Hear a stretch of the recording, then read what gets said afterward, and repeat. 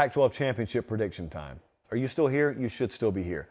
This has been possibly the best conference to watch in the country all year. I've had more fun watching Pac-12 and Big 12 football this year than any other conference.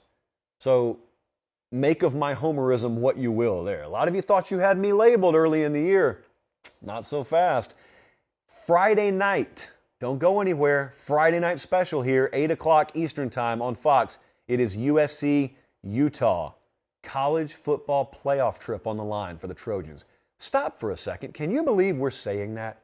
Can you believe, I don't care if you had best case scenario in mind, can you believe Lincoln Riley is on the precipice of taking this team to the playoff? I still don't think that people have wrapped their minds around the idea of just seeing USC in the college football playoff, which is fine because they've still got one big game left to play.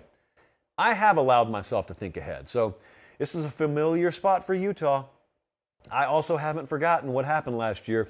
They go to Oregon, and Oregon comes to their house, and they destroy them. Then they face off like 5 minutes later in the Pac-12 title game.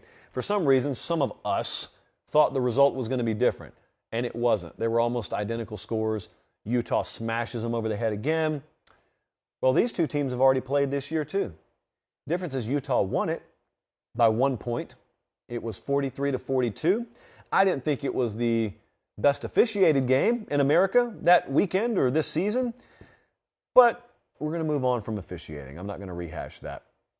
Utah, the last two times they've played Southern Cal, they've scored 40 or more. Now, so has Southern Cal, but I look at this one, and it's okay if you just want to talk quarterbacks, because in games like this, that's really what it comes down to.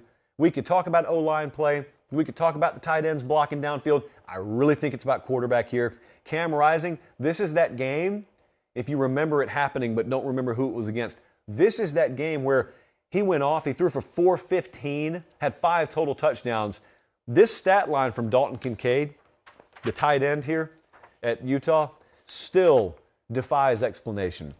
This sounds like a good season for a tight end. 16 catches, 234 yards. That was in one 4-quarter game against Southern Cal. And by the way, he's on the field Saturday. He's expected to play. He went out against Colorado. He's expected to play. All 3 of these Utah losses have come away from home. They lost at Florida. They lost at UCLA, which Bradley had to remind me who the second one was. And they lost at Oregon.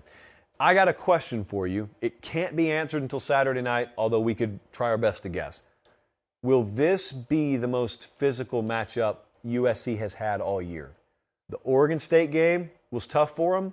Certainly the Notre Dame game looked like it was going to be, and I'm not saying it wasn't, but they took it to Notre Dame physically every bit as much, if not more, than Notre Dame took it to them. Utah has it in them to sort of turn games into street fights. They didn't have the ability to do it the first time. They beat them. That wasn't a street fight. That was more pinball in nature. Is this game played in the upper 20s or is it played in the low 40s? Obviously, I think one side benefits USC, even though that side is the side that Utah ended up winning on. Utah, if they're forced to keep up now, I have no doubt that Cam Rising can throw the ball, probably not shot for shot with Caleb Williams, but he can do plenty well enough in his own right. They obviously have a dynamite tight end. I mean, Kincaid is the focal point of their offense now. It's kind of like a Brock Bowers situation, only in the Pac-12. But if Southern Cal does force you to keep up by throwing the ball, here's what we know. It puts you in danger of playing right into what has been one of their biggest weapons, and that has been turnover margin. They're in the 20s. They're in the plus 20s now. USC number 1 in FBS in turnover margin. Also, don't forget one other little stat that I thought loomed very large in this game when they played the first time. Utah was 3 for 3 on 4th down. Does that translate? A lot of stuff about translation in this game. So, I think Utah can make it a game. The line on the game is 3. They can make it a game. I think they can and possibly will get it to the 4th quarter. There is something so simple about this that led me to a pretty easy prediction. If you do all of those things, if you get it to the 4th quarter, you've still got to beat Caleb Williams. And I just don't think anyone's ready to do it. In this game, I don't think anyone's ready to do it, which kind of spoils my pick. But Utah USC, the Vegas line is 3. How about this, Colin? When we show them the model, you want to see me and the model go at it. This is like a Texas Longhorn special here. The model has Utah -1.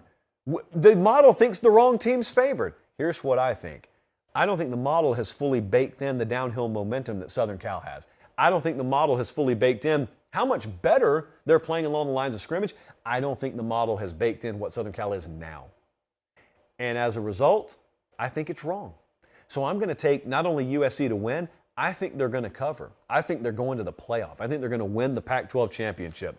And I think once that happens, there is not to be a Lincoln Riley detractor anywhere. If you don't like him as a dude, that's fine.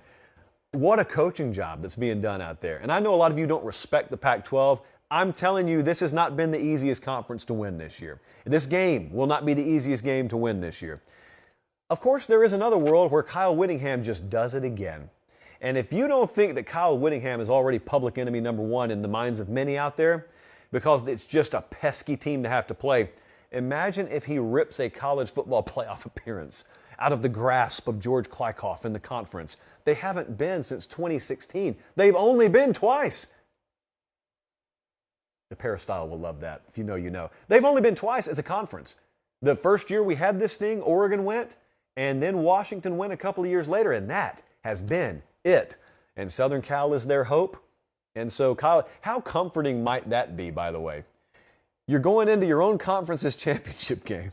Everybody in the administrative state of your conference knows they've got a big payday contingent upon USC winning the game. You're using officials from that conference in the game, and it's the most high-profile brand in the conference versus you. I'm just saying. I'm not saying, I'm just saying. Thanks for watching, guys. Don't leave yet. Don't leave yet. Make sure you like the video, and please subscribe to the channel. Not just for me. That's how we keep this entire thing free.